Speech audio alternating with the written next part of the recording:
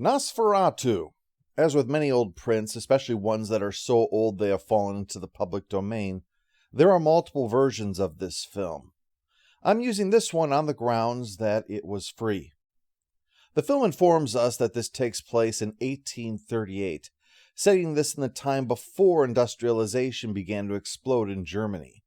That's probably a choice for reasons I'll get to soon. Nosferatu. Does this word not sound like the death bird calling your name at midnight?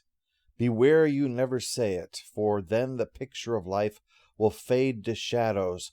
Haunting dreams will climb forth from your heart and feed on your blood. First things first, that bit about shadows is going to be very important in a little while.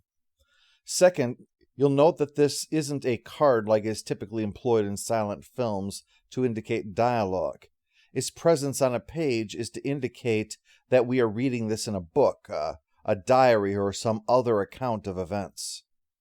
And finally, the words haunting dreams, because part of the intention of the work is that we should think of it as being somewhat of dream logic, as you'll especially note about an hour into this.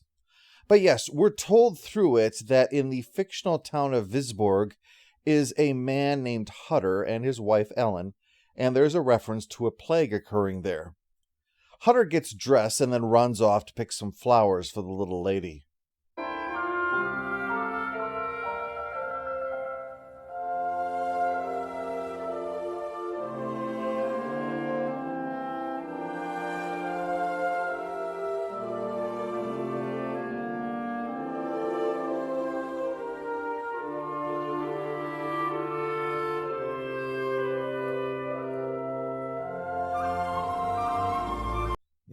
Just can't please some women.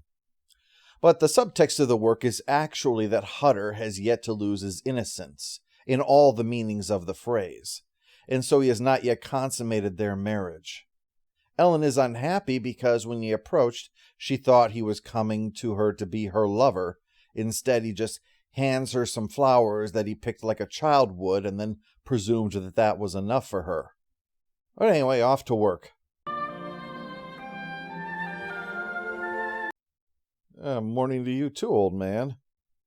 This is playing into that subtext that I mentioned. Nosferatu is considered among the most famous examples of German Expressionism.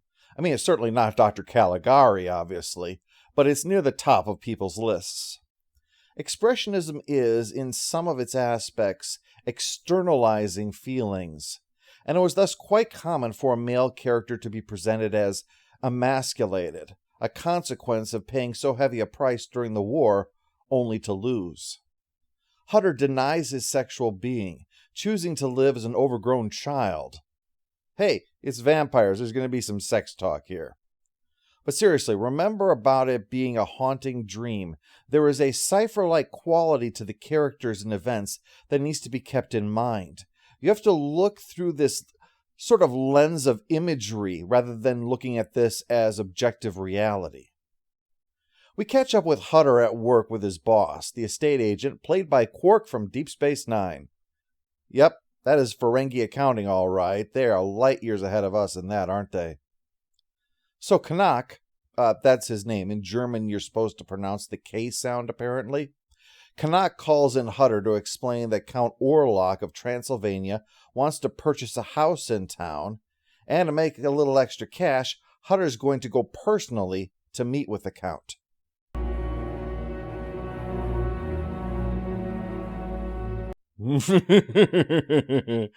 Well, off you go then. The alchemical and occult symbols that Grau used were often employed as a code among members of secret societies, implying that there is an occult connection between the two men of Canuck and Orlok. This shot through the window was actually just on the shore with a grid over the camera, in order to imply that this set of warehouses were actually across from Hutter's house. So, getting a new neighbor, time to go home and tell Ellen the good news.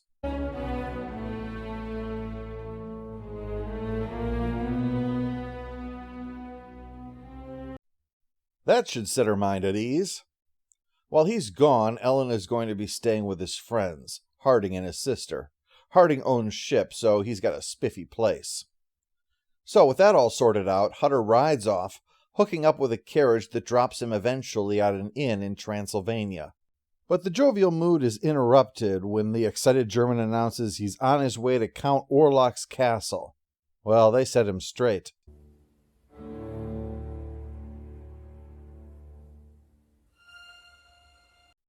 Oh yes, the werewolf. Where's my head at, for Christ's sakes?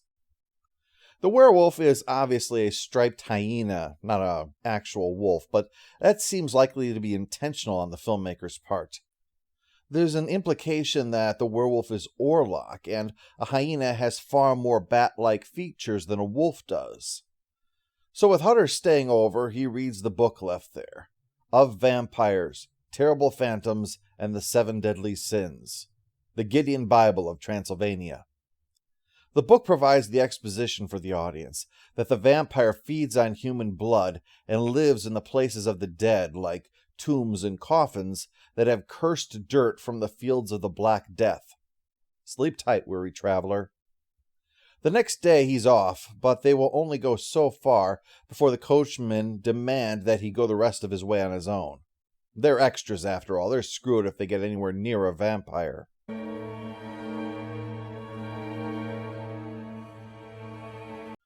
Because, of course, supernatural forces are often incapable of crossing running water in folklore. That's why terrified humans instinctively pee themselves. One thing that this copy is missing is the colored tint that the original had. I'm not sure why this wasn't added, but originally the print was made on colored film stock so that the night scenes were blue and the day and lighted scenes were amber, to establish that Count Orlok only goes out when the sun is down. Instead, because the film was shot day for night, it appears like Orlok is out in the daylight all the time. Oh well, still pretty crisp images, probably worth it. Orlok picks Hutter up in his carriage, and the film is shot to imply that it's moving unnaturally fast. In fact, so fast that when Hutter is dropped off, he soon finds Orlok is waiting for him inside. Because of the time of day, the Count tends to him personally, but when Hutter cuts himself on the knife, the Count puts aside the contract he was reading, overwhelmed by the image of the blood, sucking at the finger until Hutter backs off in puzzled apprehension. Orlok's response has homoerotic undertones to it, the powers of the vampire to glamour being effective on either sex. Orlok's an equal opportunity bloodsucker, after all. In the light of day, Hutter is back to his overgrown child aspects, dismissive of all that had happened, just noticing a pair of mosquito bites on his neck and writing it off as nothing before hopping off to eat, take in the sunshine, and write a quick note for Ellen. But soon it's night again, and back to work, when the picture of Ellen falls out of Hutter's bag.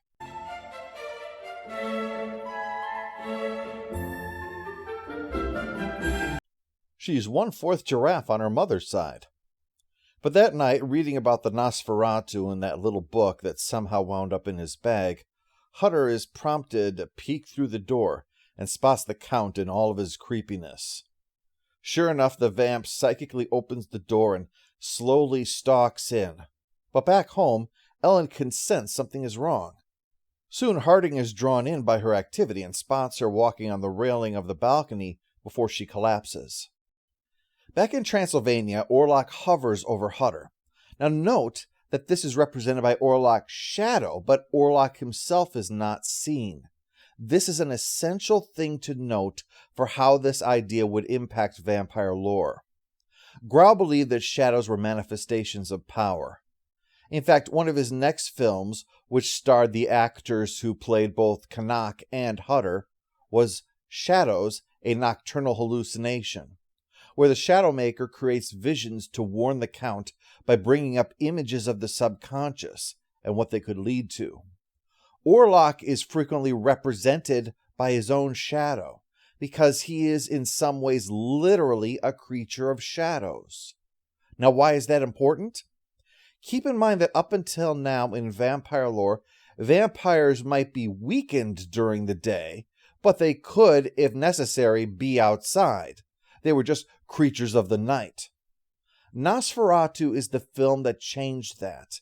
And once you realize that Orlok is a creature of shadows, the reason becomes obvious. What can destroy a shadow? The light. What can kill a creature that is made of shadows? Daylight. How amusing, isn't it, that such a predominant part of vampire lore had its origin in an unauthorized adaptation that Stoker's widow tried to stomp out of existence? Now that's the lore aspect. Let's take a moment to look at the technical aspects here, as Murnau shoots this to show the psychic connection that exists.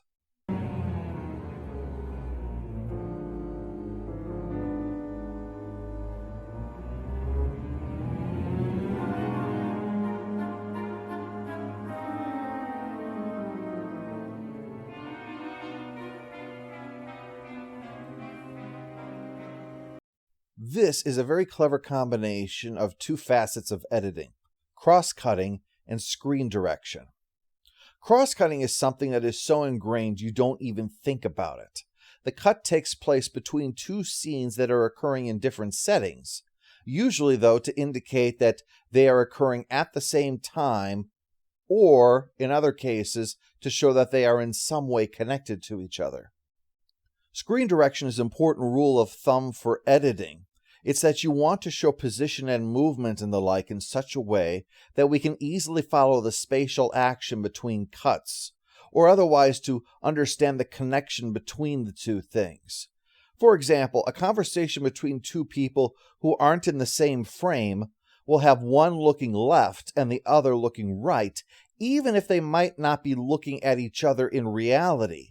Say they're sitting together on a park bench. They'll still be shot with one facing left and one facing right if they're not in the frame together, because it makes clear they're talking to each other, even if they're not looking at each other. Likewise, if I throw a ball off the screen to the left, further shots of the ball that don't include me in there for the reference, different angles of the same throw, for instance, should show the ball moving left in all further shots. I threw it left, it's moving left. Even if there is no objective left in the universe, we still need to show it moving left. What Murnau has done is combine the two so that the cross-cutting establishes that Orlok and Ellen are not in the same place, but the screen direction shows that the two are connected by having them act as if they were in the same scene with one another. It's one thing to make her walk on the railing. It's quite another for the two to seem like they were in the same room when they're 1,000 miles apart. Hutter wakes up the next morning determined to investigate. Since the time this was shot, for safety reasons, you'll see that these old wooden railings have been replaced with metal ones in the castle where this was actually filmed. I guess it was lucky that they got in the shoot when they did. Anyway, down in a deep portion of the castle, Hutter finds Orlok asleep in a coffin, and naturally he's overwhelmed by the thought of this. That night, it gets weirder as Orlok loads a bunch of coffins onto a wagon, then climbs into the top one himself, and departs without anyone controlling the horses. Well, self-driving vehicles are a lot easier to get through the red tape when you're a vampire aristocrat. The film establishes that Orlok's caskets make their way to port via raftsmen so they can be delivered by boat from Varna in Bulgaria. Now, this is the biggest intrusion of dream logic into the film. It would be ridiculously impractical to take the caskets from Transylvania to Germany on a big sea-bound sailing ship like the one we'll see.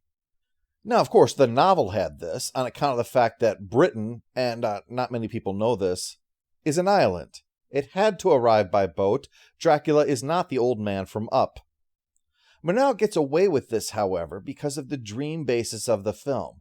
We go along with the idea of it, even though it is clearly absurd from a realistic portrayal. After all, Expressionism isn't about realism. It's about what's felt. Case in point, the boxes are filled with plague-filled dirt, shown to us when the men decide to deliberately open one up, only to have, beneath the dirt, a bunch of rats. Obviously, the rats would have suffocated with realism, but here, these are rats symbolic of the plague that infuses the dirt. Yes, we see men dealing with actual rats, but this is dream logic, remember. We are seeing it through this lens and not reality. Thus, we are following the dream rules of the film. At this point, we return to Professor Bulver, the man who had told Hutter about not outrunning destiny. He's their version of Van Helsing, although primarily in his understanding of the vampire, frequently employing comparisons to other forms of consumption in nature, including Venus flytraps and insects, life from the death of another. Most notable will soon come when Canuck points to a spider wrapping up a fly, as this will be quite symbolic of Nosferatu. Speaking of Canuck, he's been brought in because his connection to the vampire has rendered him raving mad. Well, no one said real estate sales were easy. While we've talked a bit about Expressionism, it's important to note that Murnau brought a very diverse set of artistic tools to a film production. Expressionism is just one of them. He had a background in the theater, he had studied painting, he loved music, he knew of the theory of the method when it came to acting. And when he made a film, he didn't stick to any particular school, but rather drew upon all of that in order to achieve what he set out to do. For instance, in the film The Last Laugh, he had a heated disagreement with Emil Jannings about how to portray a scene, the actor wanting to give a much more flamboyant performance, while Murnau insisted that subtlety would convey a more relatably human performance. They did it both ways, and the actor later conceded that Murnau was correct. Likewise, Murnau doesn't embrace all aspects of Expressionism in Nosferatu. His preference to eschew odd angles and controlled, oddly built sets for the openness of the natural world instead, to find what he wants in real places rather than in manufactured, stylized environments. Expressionism via the natural. While Ellen pines for him, Hutter is recovering from the injury of his escape from the castle, finally able to get on his way, unaware that the boat with Orlok is on the sea, leaving death in his wake blamed upon plague, although his victims all have wounds on their necks. Eventually, a member of the crew comes down with this, convincing the captain that it's nothing that a good stiff drink can't cure. Well, the phantom vision of Orlok soon shows up and says, "Oh yeah, don't worry, I don't think you're crazy." Eventually, all but the captain and first mate fall to Orlok, and the latter decides to head below and figure out WTF. Well,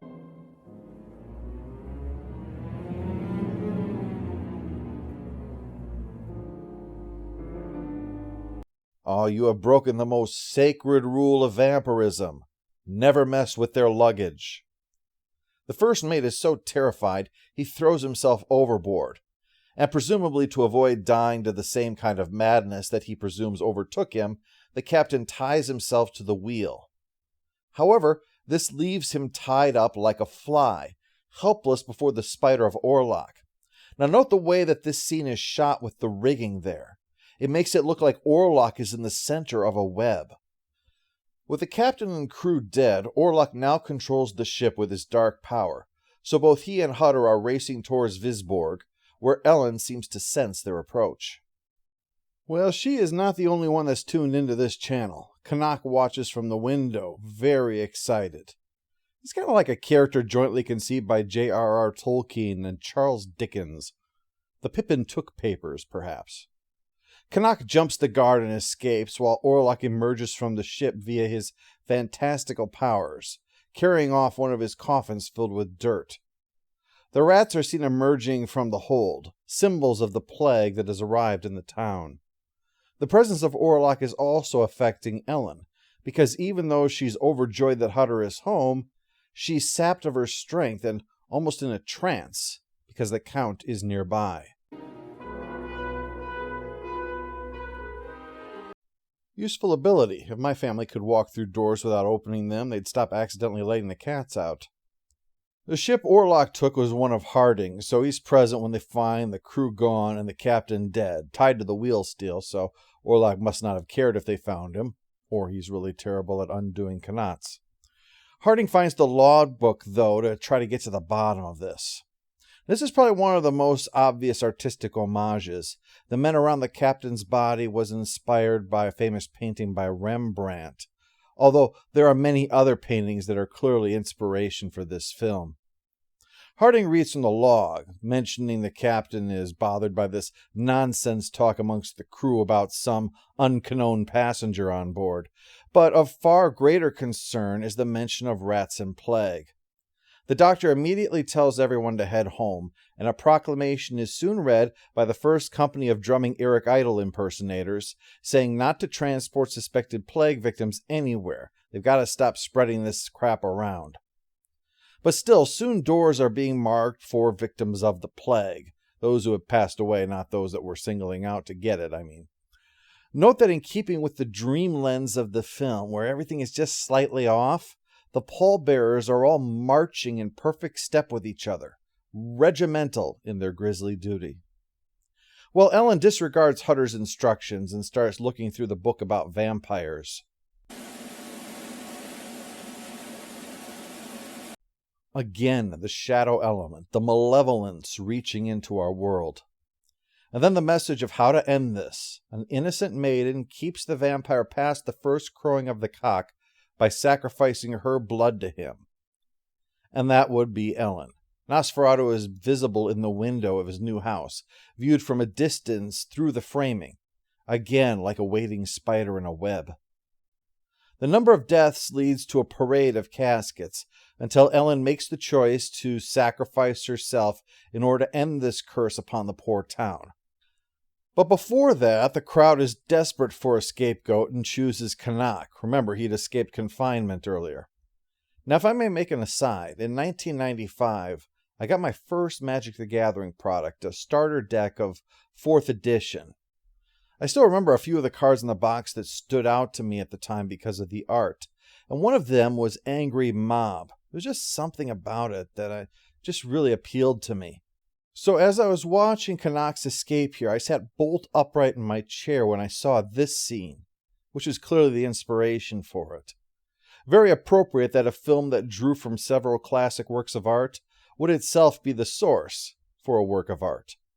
So Canuck, to prove how not crazy he is, climbs on a roof and starts throwing stones at people.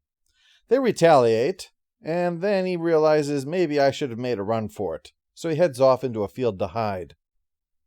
Yep, a mob attacks and viciously destroys a straw man. This is an allegory for social media if I ever saw one. While their search continues, Orlok watches Ellen's window still.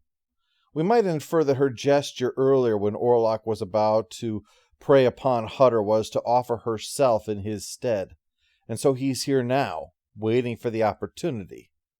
But even though he's been drinking the lifeblood of the townsfolk, with Ellen, this is a special relationship. As a true vampire must, he awaits her invitation to come in. The sexual undertones are on display here like they were with Hutter, especially with how Ellen has been sexually unfulfilled by her husband. The blood from the possibly metaphorical, possibly literal loss of her virginity. Her choice seems to be as much about choosing someone besides her husband than it does about whether or not she should lay down her life to end this evil threat. Ellen fears for her husband's safety, sending him off to get Bulver after she faints. Not the doctor. No, she wants the scientist here. This gets him out of the way while Orlok comes, leading to the most iconic portion of the film, the Count's shadow climbing the stairs. And then readying to enter the room. The Count himself, again, is not visible. We are only witnessing this creature of shadow. His hand shadow crawls up her body, and then seemingly grasps her heart through her chest, leaving her helpless before him. Yet at the same time that he is drinking her blood, Canuck has been recovered, and the cock crows, and the lunatic knows what that means. Because sure enough, the sunlight hits the monster of shadows and destroys him utterly, leaving behind the fresh scent of pine.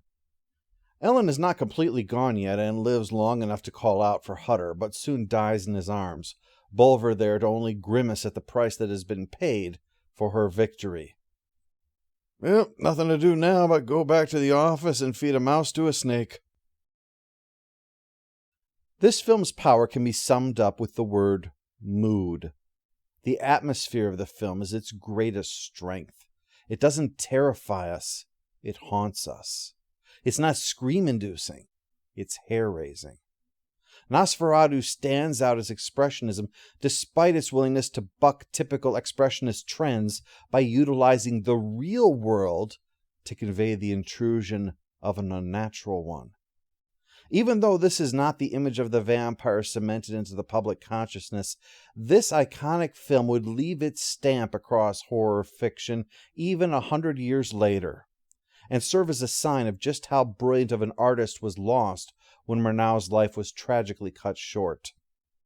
I'm going to be talking a bit more about this film later this year, about a particular work that it inspired through its creation and through its powerful mood and filmmaking techniques. But this is truly a special work of art.